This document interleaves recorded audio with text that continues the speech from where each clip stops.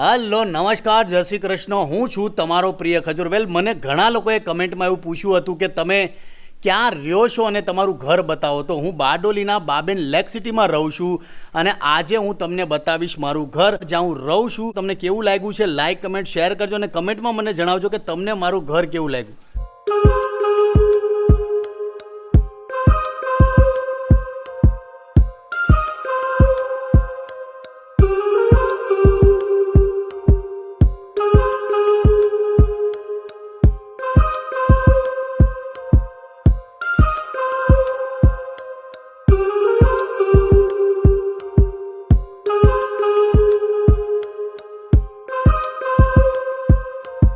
મારી સોસાયટીએ 16 જેટલા વોચમેનોને રજા આપી દીધી આ કોરોના કાળમાં, જેમાંથી સોમાકાકા પણ એક હતા. બટ સોમાકાકાને મેં મારી સાથે લઈ લીધા અને કીધું કે જેટલું થાય એટલું કરો, બાકી મોજ કરો. શું કહેવું સોમાકાકા? ના બહુ સારું કામ કર્યું. એમ અમારો કોન્ટ્રાક્ટ બદલાણો એટલે અમે બધા બેરોજગાર થઈ ગયા. તો નીતિનભાઈએ અમને જે મને સપોર્ટ આપ્યો એનો બહુ હું આભારી છું. એમ તમે ડિઝર્વ કરો છો અને તમે એ લાયક છો, કેમ કે તમે મહેનતી છો. તમારી ઉંમર કેટલી થઈ? 66 છે. પણ સોમાકાકા મહેનત એટલી કરે છે, એટલો સંઘર્ષ કરે છે અને અમારી સાથે સાથે અમારી ટીમને મદદ પણ કરે છે અને એક્ટિંગમાં પણ મદદરૂપ થાય છે. શું કહેવું સોમાકાકા? ના એ તો બરોબર છે. તમે બધે જે ડાયરેક્શન આપો એ પ્રમાણે અમે તો ભાવ ભજવી દઈએ. પણ તમે રીટેક તમે બોલ્યો છો, એનું શું કહેશો તમે? એ હવે ઉંમર પ્રમાણે થોડું, કેમ કે આવું બધું કર્યું ન હોય એટલે અજુગતું લાગતું હોય. ધીમે ધીમે શીખશું કે તો ટ્રાય અગેન. બેવાનોની મોજ કરવાની. અરે મોજે દરિયે. એક બીજી ખાસ રિક્વેસ્ટ કરવાની છે કે આવા દિવસોમાં કોઈ પણ વ્યક્તિને નોકરીમાંથી ન કાઢો. તમારી ઘરે ડ્રાઇવિંગ કરતો હોય કે તમારો રસોઈયો હોય, તમારી ઘરે વાસણ માંજતા હોય, કોઈ પણ વ્યક્તિને આવા દિવસોમાંથી નોકરીમાંથી બેરોજગાર કરતાની રિક્વેસ્ટ છે. કેમ કે અત્યારે બધા જ લોકોને ઘર ચલાવવામાં તકલીફ પડતી હોય છે. તો પ્લીઝ આ લોકોની મદદ કરજો અને મહેરબાની કરીને નોકરીમાંથી કાઢતા નહીં. તો મહેશ દાદા આવી ગયા છે એક્સરસાઇઝથી. આપણે પૂછે કેવો રહ્યો એમનો દિવસ. મહેશ દાદા, કેવો રહ્યો દિવસ? બહુ મસ્ત એક્સરસાઇઝ કરવા ગયો તો ફિઝિયોમાં અને અત્યારે હું આવ્યો ઘરે. આજે કેમેરો છે એટલે બાકી રોજ એક્સરસાઇઝથી આવે છે તો બોલે છે બહુ દુખે છે આ છે, પણ આજે કેમેરાને જોઈને કેમ આવું? ના એવું કંઈ નથી, કેમ કે આજે નીડલ નથી કરી અને નોર્મલ એક્સરસાઇઝ કરી તો એટલું બધું પેન નથી. અંદર જઈને જોઈએ કે ભાઈ અમારા ડોગીનું મહેશ દાદા પ્રત્યેનું વલણ કેવું છે. ચાલો જોઈએ.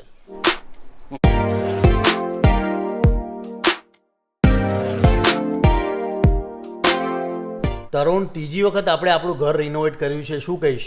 પહેલાં તો એ જ કહીશ કે પહેલી જે ભૂલ હતી આપણા બંનેની હતી. બીજી ભૂલ આપણે જે વ્યક્તિને લાવ્યા હતા એની હતી. અને હવે ત્રીજી વાર કોઈની ભૂલ તો નથી ને ભાઈ? ત્રીજી વાર પરફેક્ટ છે બધું. પહેલી વખત તારી ભૂલ હતી એકચ્યુઅલી તે કલરમાં લોચા મારી દીધા હતા. ભાઈ તમારું સિલેક્શન હતું, મારું નહોતું ભાઈ, રહેવા દો. એકચ્યુઅલી કેવું છે કે પહેલી વખત અમે લોકો જ્યારે ઘર અમે રિનોવેટ કર્યું ત્યારે અમારી ભૂલ એ થઈ ગઈ કે અમે લોકોએ કલરમાં લોચા મારી દીધા હતા. કલર જેવા કરવા જોઈએ એવા કર્યા નહીં, અમે લોકોએ લોચા થઈ ગયા કલરમાં. બટ આ વખતે અમે થોડુંક સારું કામ કર્યું છે. તમને કેવું લાગ્યું છે કમેન્ટમાં મને જણાવજો. બીજું મારે કેવું છે કે પહેલી વખત અમારી ભૂલ એ પણ હતી કે અમે લોકો સતત ટ્રાવેલિંગમાં અને શૂટમાં હતા, અલગ અલગ સિટીમાં, અલગ અલગ કન્ટ્રીમાં. તો અમે જે કામ ચાલી રહ્યું હતું એમાં ફોકસ ન કરી શકે, એ પણ એક અમારી ભૂલ હતી. તમે એક ખાસ સલાહ આપીશ કે જે પણ વ્યક્તિ પોતાનું ઘર રિનોવેટ કરાવે છે તો એ બીજાના ભરોસે પોતાનું ઘર ક્યારેય ન મૂકે. તમારું ઘર છે તો તમારે હાજર રહેવું બહુ જરૂરી છે. કલર કામ હોય, પ્લમ્બિંગ હોય કે XYZ કોઈ પણ કામ હોય, જાતે ઘરધણીને રહેવું બહુ જરૂરી છે.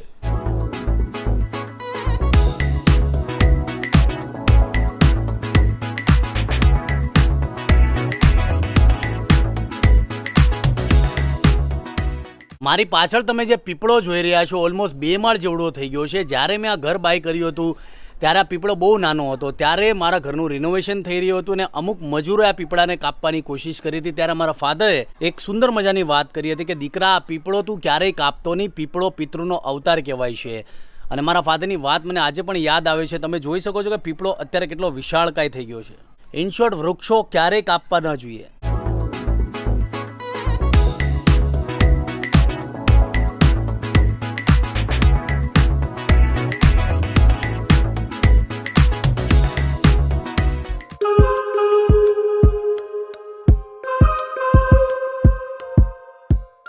મિત્રો આજે એક ખાસ વ્યક્તિને મળવા માંગીશ જેમનું નામ છે વ્રજેશ વ્યાસ.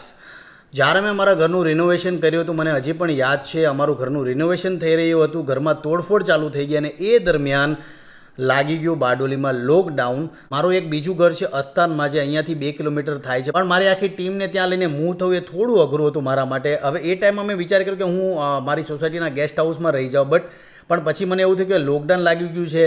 તો ત્યારે અમે લોકો ગાર્ડનમાં બેઠા હતા, મારા ઘરમાં ઓલરેડી તોડફોડ ચાલુ થઈ ગઈ હતી. ત્યારે વ્રજેશ વ્યાસ જે અંકલ છે એ અમારો કોઈ એવો સંબંધ નહોતો સ્ટાર્ટિંગમાં, ખાલી એક જ સંબંધ હતો, જય માતાજી દીકરા, જય માતાજી અંકલ, આ જ અમારો સંબંધ હતો. અને અંકલે અમને જોયા ગાર્ડનમાં બેઠા, મહેશ દાદા સૂતા હતા અને અમે લોકો વાત કરી રહ્યા હતા કે હવે કેવી રીતના કરશું, આપણું ઘરમાં તોડફોડ ચાલુ છે, આ તેમ એવી બધી અમે નોર્મલ વાત કરતા હતા. ત્યારે અંકલ આવ્યા અને અંકલે અમને કીધું કે દીકરાઓ તમે લોકો અહીંયા ના રહ્યો, તમે આજે રાતે મારી ઘરે સુવા આવજો. ત્યારે થોડીક અમને વિચાર આવ્યો. તરુણે મને કીધું કે યાર એમ કોઈ આપને આટલું પ્રેમથી કીધું હોય તો પહેલી વારમાં જ ન જવાય, બટ મેં કીધું ભાઈ પ્રેમથી કોઈ બોલાવે તો ગમે ત્યાં જવાય. અમે લોકો એક જ દિવસ એમની ઘરે રાતે રોકાવા ગયા. તમે માનશો નહીં, અમે ઓલમોસ્ટ 17 દિવસ એમની ઘરે રહ્યા છીએ. અમે ઓલમોસ્ટ 17 દિવસ એમની ઘરે રહ્યા છીએ અને જે પ્રેમ આપ્યો છે, જે આદર, જે ભાવ, જે સત્કાર પોતે ભૂદેવ છે. અને ત્યારથી અમે લોકો તો એમના ફેન થઈ ગયા છે. અને ઘણા લોકો એવું કહે ને કે ભાઈ આજના જમાનામાં કોઈ પર ભરોસો ન કરાય, કે આજના જમાનામાં સારા લોકો નથી. એવું નથી. આજના જમાનામાં સારા લોકોની કમી નથી, જો તમારામાં વિશ્વાસ હોય, તમારામાં જોવાની તાકાત હોય તો. શું કહેવું છે અંકલ? સૌથી પહેલાં તો નીતિન, તરુણભાઈ મને અંકલ કહે એટલે એ મારા દીકરા થયા ને. એક બાપ માટે એનો દીકરો રસ્તા પર બેઠો હોય એ કેમ સહન થાય? અને હકીકતમાં એક જ લાગણી, કારણ કે મારું ફેમિલી આખું મુંબઈ છે, હું અહીંયા છું, અને મને કોઈ સથવારો, મને કોઈ સહિયારો જો હોય તો આ છોકરાઓનું સવારના જય શ્રી કૃષ્ણ અને જય માતાજી કહેવાનો હતો. મને એમ થયું કે એ લોકો બહાર બેઠા હોય ને મારા ઘરમાં 3 બેડરૂમ હોલ કિચનના બંગલામાં ખાલી પડ્યો છે, એકલો રહેતો હું, તો મારા દીકરાઓ મારી સાથે કેમ ના રહી શકે? એટલે મેં એમને કીધું મારી સાથે રહો, અને મારી સાથે રહ્યા એમાં મને બહુ મજા આવી. એક માનવનો મહેરામણ કહેવાય. આજે એ લોકો એમના ઘરે આવી ગયા ને તો મારા માટે મારું ઘર બહુ સૂનું થઈ ગયું. તમે નહીં માનો, જ્યારે અહીંયા રિપેર થતું ત્યારે રિપેર કરવાવાળાઓ પાસે આવીને સોરી, હું તમને રોકીશ, એ વાત હું કહીશ. જ્યારે અમારા ઘરનું રિનોવેશન થઈ રહ્યું હતું ત્યારે અંકલ રોજ આવે અને જે બી મજૂરો હોય કે આજુબાજુવાળા તમામ લોકોને કહે કે ભાઈ જોજે 2 દિવસ વધારે લગાડજે, જલ્દી કરીને દેતો નહીં, બધી વસ્તુ જલ્દી નથી કરવાની. એ તમે કહેતા હતા, મને યાદ છે. હા, એટલે મારે સૂનું નહોતું પડ્યું. નો ડાઉટ આજે એ લોકો અહીંયા પાછા આવી ગયા છે. સૂનો જરૂર છું, પરંતુ હું સૂનો નથી, કારણ કે હર પળ ખાલી રાતના 4 કલાક મારે હું સુવા જ ઘરે જાઉં છું. અને હંમેશા એ લોકોની સાથે હોઉં છું. સવારના ફેક્ટરીમાં હોઉં છું, સવારના એ લોકો સાથે હોઉં છું, પછી ફેક્ટરી હોઉં છું, પછી સાંજના હોઉં ત્યારે જો અત્યારે ફેક્ટરી સીધો એમની પાસે આવ્યો. તમે પાછું હમણાં આગળ એવું બોલે કે યાર મારા દીકરાઓ રોડ પર, એટલે અમે હાવ રોડ પર નથી એવું કહેલું. ના, મારા દીકરાઓ તો બહુ સુખી રહે, પ્રભુ બહુ સુખી રાખે, પણ એ લોકો બહાર બેઠા હોય તો હાઉ કેન આઈ ટોલરેટ? હું ન સહન કરી શકું. કારણ કે દીકરાઓ એક અમારો સંબંધ છે ને, એકચ્યુઅલી જોવા જાઓ તો કદાચ ગયા જન્મનો હશે, અને એના માટે જ ઘણો બધો ગાઢ છે. ને એક પ્રેમ છે, એક વિશ્વાસ છે, અને એકબીજા માટેની લાગણી છે. લાગણીનો સાગર કહેવાય, માનવનો મહેરામણ કહેવાય. અને જ્યાં બધું જ હોય ને સાથે, ત્યાં તો મોજ જ મોજ હોય. ને અમે લોકો રોજ મોજ કરીએ છીએ. અને બીજું એ પણ કહીશ કે આમની જેવા વ્યક્તિ ભાગ્ય મળે છે જોવા. તો હું એટલું જ કહીશ કે I love you uncle. I love you all of you from depth of my heart. હું એમ કહું છું ખજૂરભાઈ, કોઈને કોરોના થયો છે તેનો હાથ પકડીને કહો તને કાંઈ નહીં થાય, તો એને પોઝિટિવિટી મળશે, એને પોઝિટિવ વિચારો આવશે, એને જીવવાની એક આશા મળશે. તમે એને એમ કહો છો મારાથી દૂર રહે, એ માણસ અમથો મરી જાય યાર. બહુ સાચી વાત કરી છે તમે. અને બસ આવી પોઝિટિવિટી તમે રાખો અને તમામ લોકોને કહો કે ખુશ રહે, ટેન્શન ન લે અને મોજમાં રહે. માતાજી, માં મોગલ, માં સોનલ બધું સારું કરી દેશે.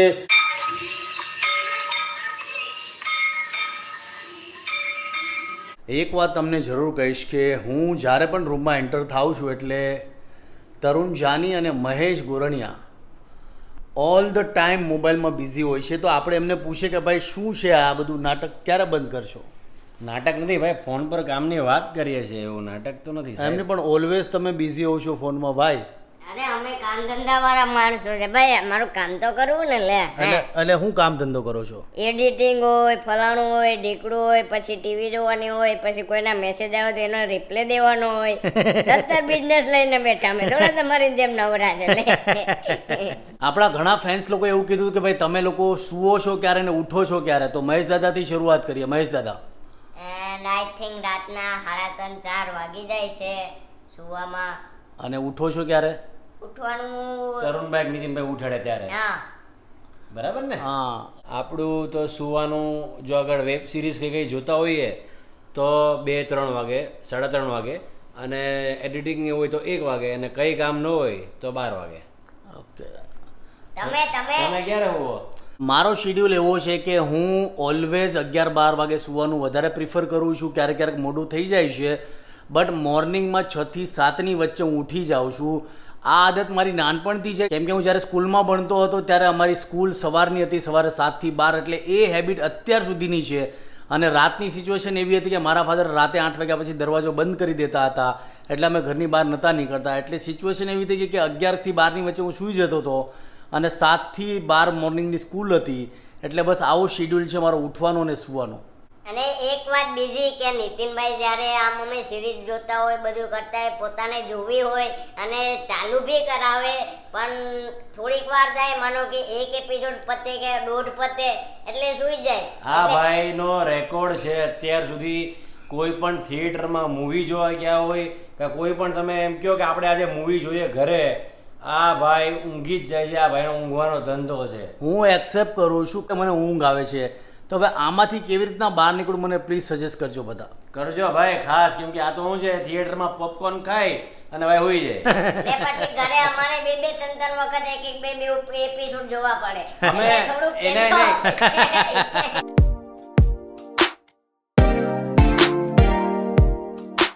Hello, if you like hour video, like કરો, શેર કરો, સબસ્ક્રાઈબ કરો. અને હા, આ વ્લોગ તમને કેવો લાગ્યો છે મને કમેન્ટમાં જરૂર જણાવજો. અને બીજું કે હવે ડેલી 1 દિવસ છોડીને કાં તો 2 દિવસ છોડીને મારા વ્લોગ આવશે. તમારે કેવા વ્લોગ જોવા છે એ પણ મને સજેસ્ટ કરજો. મળીએ છીએ આપણે નવા વ્લોગ સાથે. જય માતાજી, જય શ્રી કૃષ્ણ.